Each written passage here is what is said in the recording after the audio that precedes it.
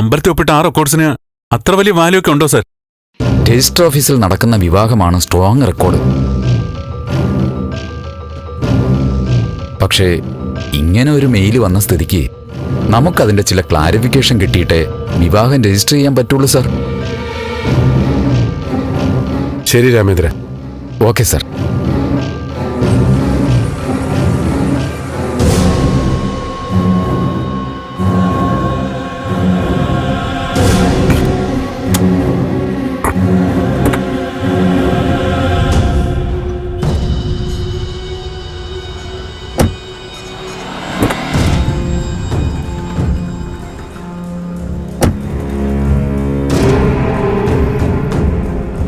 അമ്മ തന്നെ ഇതിന്റെ പിറകില്.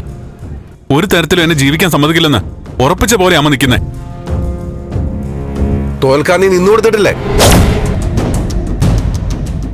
ഈ ഒരു അവസ്ഥ വരെ കാര്യങ്ങൾ എത്തിക്കാൻ പാടില്ലായിരുന്നു. ഇപ്പൊ എന്താ സംഭവിച്ചതെന്ന് വെച്ചാ, ഒരു വലിയ ആയുധം അവളുടെ കയ്യിലുണ്ട്. അമ്പലത്തിലെ രജിസ്ട്രേഷൻ. അതുകൊണ്ട് തന്നെ നമുക്ക് മേൽ ചെറിയൊരു പൂട്ട് വീണിരിക്കുക.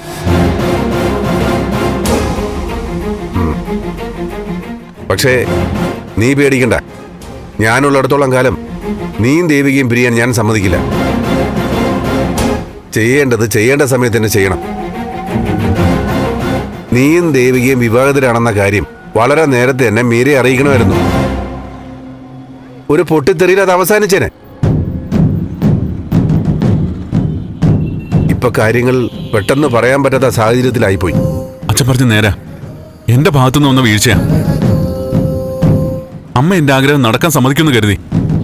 പ്രഭ ഒരാളുടെ കാര്യങ്ങൾക്കേ വില കൊടുക്കാറുള്ളൂ, അവളുടെ ആഗ്രഹങ്ങൾക്ക്. നീയും മീരയും വിവാഹിതരാവണമെന്ന് അവൾ ആഗ്രഹിച്ചു. ആ ആഗ്രഹം സാധിച്ചെടുക്കാൻ അവൾ ഏത് വഴിയും നോക്കും.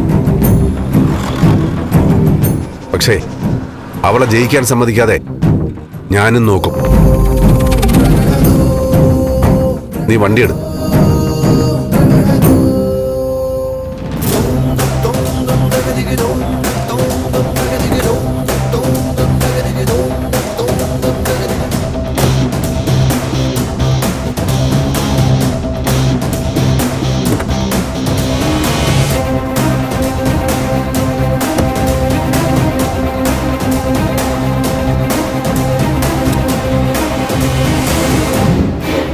വണ്ടിയെടുക്ക.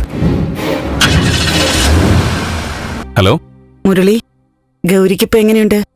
ആ, എല്ലാം ഓക്കെ ആയിട്ട് വരുന്നേന്റെ. എന്നുവെച്ച് ജോലിയൊന്നും ചെയ്തു തുടങ്ങിയിട്ടില്ല. വേറെ പ്രശ്നങ്ങളൊന്നുമില്ലല്ലോ? ഏയ്, കുഴപ്പമൊന്നുമില്ല. പൊതുവേ നന്നായിരിക്കുന്നു. ഗൗരി ആത്തോണ്ട് ഞാൻ കൊടുക്കാം. ശരി.